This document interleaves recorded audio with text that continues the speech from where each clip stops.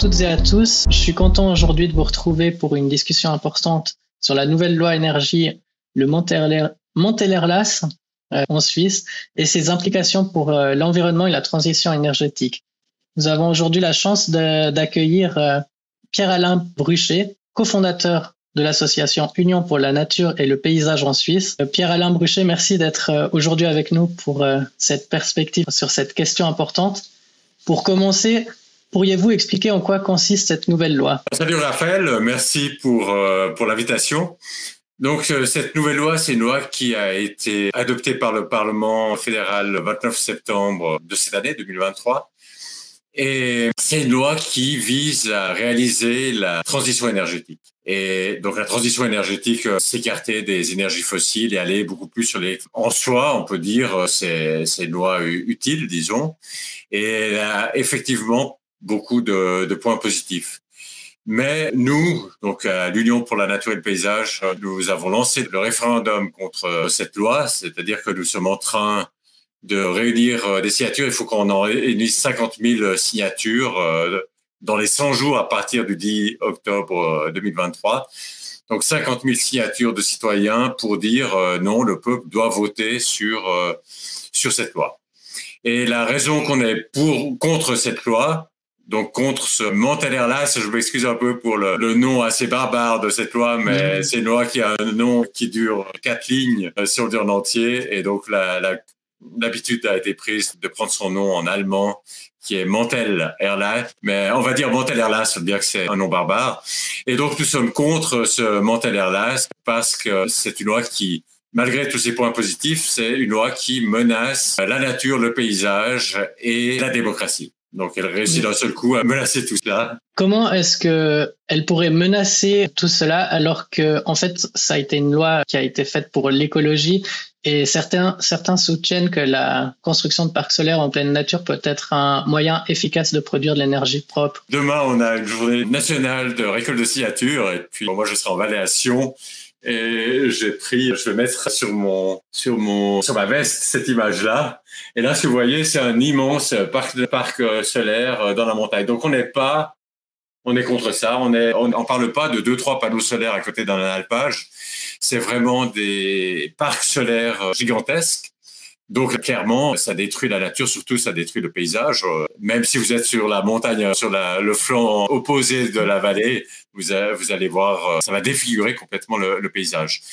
Et effectivement, ceux qui disent qu'il faut faire ça, c'est parce que leur souci, c'est de réduire les émissions de CO2 et ils sont prêts à le faire à tout prix. Donc, même s'il faut complètement détruire le paysage, même si il faut limiter les droits des gens de s'opposer à ces projets, ils sont prêts à le faire parce qu'il faut absolument limiter les émissions de CO2.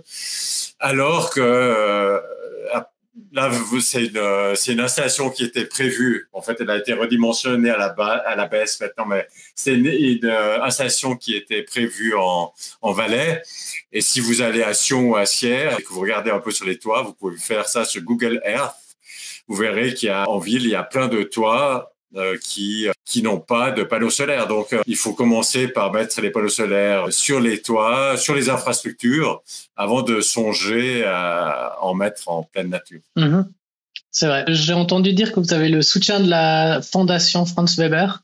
Du coup, c'est un atout majeur pour votre cause. Pourriez-vous nous en dire plus sur leur implication et pourquoi leur soutien renforce la crédibilité de votre campagne? Oui, donc nous, c'est donc cette union pour la nature et le paysage dont la plupart d'entre vous ont probablement jamais entendu parler, parce qu'on vient de la créer à l'occasion de ce référendum. Et on est quelques citoyens. Moi-même, je suis membre d'aucun parti, donc c'est pas partisan. C'est une union qui veut véritablement défendre la nature et le paysage.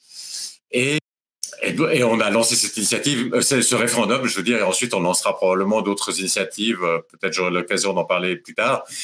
Mais on a fait une conférence de presse le premier jour du délai référendaire, c'était le 10 octobre 2023. Et là, on était vraiment seuls, quelques citoyens. Il y avait, à part cette union qu'on venait de créer, il n'y avait aucune organisation ni aucun parti derrière nous. Et donc, les chances de succès étaient relativement minces parce que 50 000 signatures en 100 jours, c'est très difficile à obtenir. Heureusement, après, il y a la Fondation Franz Weber qui a annoncé qu'elle combattait aussi le mental Erlass. Et là, c'est une grande organisation. C'est en fait la seule grande organisation environnementale qui s'attaque au mental Erlass pour des raisons qu'on peut discuter plus tard. Mais cette grande organisation-là, elle s'y oppose et effectivement, tout d'un coup, ça augmente massivement les chances d'obtenir ces 50 000 signatures. Mais pourquoi être dans un parti, ce n'est pas vraiment défendre la nature? Pourquoi ce sous-entendu? Non, je sous-entendais pas ça. Je soulignais juste que j'étais d'où je viens quelque part. Je suis très peu partisan. Je suis pas d'un parti, donc j'ai pas de coloration partisane personnelle. Donc, mais ça veut pas dire que si on est dans un parti, on défend pas la nature. Ce que je remarque juste, c'est que ce mental Erlass, les Verts ont voté en bloc pour ce Erlass. Donc, le parti qui se déclare comme le parti de la protection de la nature a finalement voté en bloc quelque chose qui facilite l'installation de centrales électriques en pleine nature et qui détruit donc la nature. D'accord. Et donc, vous, votre objectif, c'est obtenir 50 000 signatures 100 jours après votre début référendaire qui était au mois d'octobre. Donc, quelle est la date limite pour vous pour récolter ces signatures? Donc à combien êtes-vous de signatures aujourd'hui? Donc la date limite officielle 100 jours après 10 octobre, c'est le 18 janvier. Mais en réalité, donc le 18 janvier, on ira amener nos signatures au Palais fédéral. Mais ces signatures, elles doivent d'abord être validées par les communes. Donc ça veut dire qu'il faut les envoyer aux communes. Les communes elles-mêmes, elles ont 2 semaines pour les valider. Et puis, si vous faites 18-14, les 2 semaines, ça mène au début janvier. Et avant le début janvier, les vacances entre Noël et Nouvel An. Donc là, les gens n'ont pas tellement la tête à penser à des signatures pour des référendums. Donc ça veut dire que concrètement, même qu'officiellement, disons le jour où on amènera au Palais fédéral, c'est le 18 janvier. Concrètement, avant Noël, il faut avoir réuni la large majorité de ces 50 000 signatures. Donc, on doit vraiment donner un coup important. On est le 23 novembre aujourd'hui. Disons, on a un mois pour élire l'essentiel de ces 50 000 signatures. Parce qu'après, comme je l'ai dit, ça sera un peu tard et ce sera un peu difficile. Et puis avant, tu m'as posé la question combien on en a déjà réuni. Je les ai pas comptés. Et maintenant, en fait, au début, les signatures arrivaient chez moi à mon adresse privée. Et maintenant, on a trouvé un accord avec la Fondation Franz Weber et puis tout vient directement à la Fondation Franz Weber. Donc, je ne sais pas exactement combien on en a, mais on n'en a pas du tout assez. Disons, il faut vraiment faire un effort beaucoup plus grand que ce qui a été fait jusqu'à maintenant. Donc, quelque part, dans cette vidéo, c'est surtout un appel à signer et à faire signer ce référendum. Il y aura, je pense, le lien sur la feuille de signature en description de cette vidéo. Oui, bien sûr, on mettra toutes les coordonnées pour ceux qui veulent signer. Et puis, sinon, parlons des entreprises. Comment pensez-vous que les entreprises puissent soutenir votre référendum, enfin plutôt soutenir l'idée là derrière? Comment est-ce qu'on peut aménager une solution écologique au sein des entreprises, selon vous? Bon, les entreprises, il faut voir de quelle entreprise on parle, mais surtout, il y a certaines entreprises, que ce soit des usines ou des centres commerciaux, qui ont des immenses toits. Et là, c'est vraiment urgent d'installer des panneaux photovoltaïques sur ces toits. Et donc ça serait une contribution vraiment importante. Et donc, si le référendum aboutit et que le mental Erlass est rejeté, quelles sont les prochaines étapes en Suisse? La première étape, au fond, c'est de réduire ces 50 000 signatures. On les amène le 18 janvier au Palais fédéral. Et là, elles seront comptabilisées. Et s'il y a 50 000, elles ont déjà été en principe validées par les communes à ce stade, donc en principe ça devrait être bon. Mais s'ils sont validés par la Confédération, à ce moment-là, il y aura votation, il y aura nécessairement une votation populaire qui aura lieu très probablement en juin 2023. Et là, ça dépend. Il y aura donc une campagne. Et si le peuple accepte notre référendum, donc s'il dit non à ce mental Erlass, et à ce mental Erlass, il n'entrera pas en vigueur. Et l'étape suivante, ça va être de faire pression d'essayer de convaincre le Parlement. Voilà, il y a eu le peuple à voter et maintenant il faudrait que vous fassiez un mental Erlass, qui a les points positifs. Parce que j'en ai très peu parlé, mais il y a quand même des points positifs dans ce mental Erlass. Garder les points positifs et enlever tout ce qui détruit la nature et la démocratie. J'ai aussi très peu parlé du fait que le peuple risque de plus avoir grand-chose à dire. Et donc, convaincre le Parlement Et s'il fait pas son travail, eh bien nous, on devra lancer une initiative qui fait justement ça, garder des points positifs du Montélerlas sans le saccage de la nature et de la démocratie.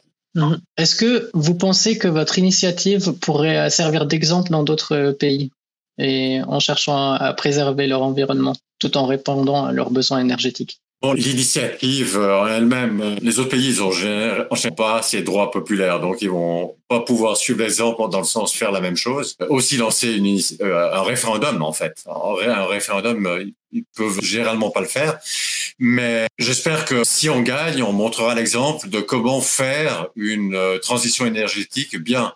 Parce que oui, il faut faire la transition énergétique, ben il faut la faire pas n'importe comment, il faut la faire bien. Et si la Suisse montre un exemple de comment faire bien cette transition énergétique, bah d'abord c'est bon pour nous. Ça veut dire qu'on fera la transition énergétique sans détruire nos paysages et la démocratie, mais ça sera aussi un exemple qu'on peut espérer attractif pour d'autres pays. Et justement, en parlant de faire cette transition énergétique bien, que répondez-vous à l'argument selon lequel votre campagne pourrait retarder cette transition énergétique et donc compromettre ses objectifs climatiques? Bon, je pense que si le Parlement fait son travail, ça retardera pas grand-chose. C'est-à-dire que là, il y aura 6 mois, faudra attendre juin pour la votation, et puis ensuite le Parlement, on peut espérer qu'il fasse assez rapidement son travail. Finalement, pour faire ce Montélerlas, il a été très rapide. En tout cas, pour le faire, une autre loi qui était juste avant, qui était le Solar Express, qui était une loi urgente, qui permettait déjà mais de façon limitée dans le temps, de faire des installations électriques dans la nature. Enfin, le Parlement a montré qu'il peut être très rapide, donc j'espère qu'il serait aussi rapide là. S'il le fait pas, on doit lancer l'initiative, et là, c'est effectivement un peu plus lent. Et eh bien, oui, c'est un prix qu'on est prêt à payer. Disons, si le Parlement ne fait pas son travail et qu'on doit lancer une initiative pour conserver les points positifs du Montélerlas sans saccager la nature et le paysage et la démocratie, eh bien, ça prendra quelques années. Et on pense que la nature, le paysage et la démocratie valent quelques années de retard. Est-ce que vous avez besoin de soutien pour votre référendum? Est-ce que des gens qui nous regardent pourraient éventuellement prendre contact avec vous pour vous aider à récolter des signatures ou vous aider d'une quelconque manière? Oui, donc on a beaucoup besoin de soutien. On a besoin d'abord de signatures. Donc la première chose que les gens peuvent faire, c'est aller sur notre site, aller sur le lien où il y a la feuille de signature. Il faut l'imprimer, la signer à la main et puis l'envoyer à l'adresse qui est mentionnée sur la feuille, l'envoyer à cette adresse. Donc on peut pas faire une signature électronique. Il faut vraiment imprimer, signer à la main et envoyer par courrier postal. Ça, c'est la première chose que les gens peuvent faire s'ils veulent nous aider.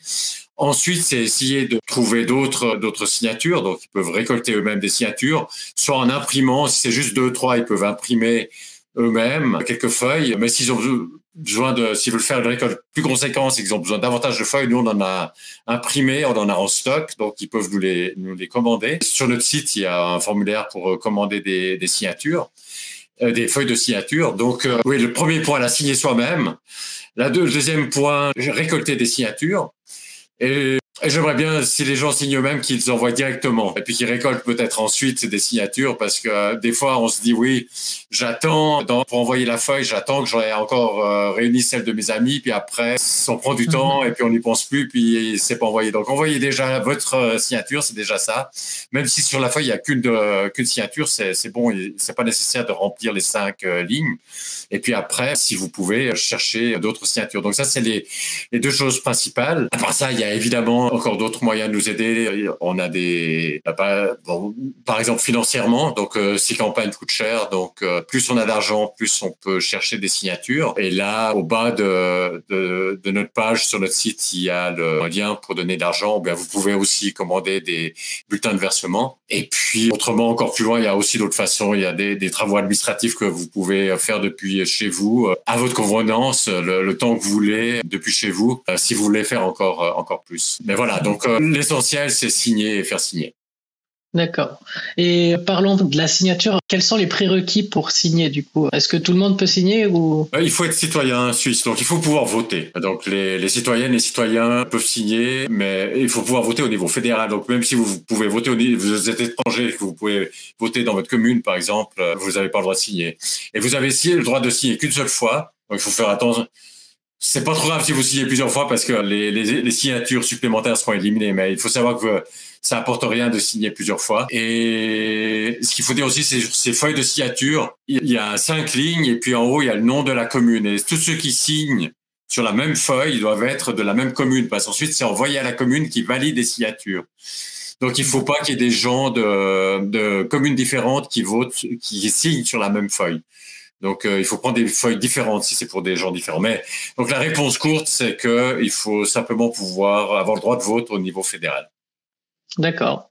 Très bien. Merci beaucoup, Pierre-Alain Bruchet, d'avoir partagé votre expertise. Encore merci pour cette invitation, Raphaël. Et puis, bonne journée à tous ceux qui nous écoutent.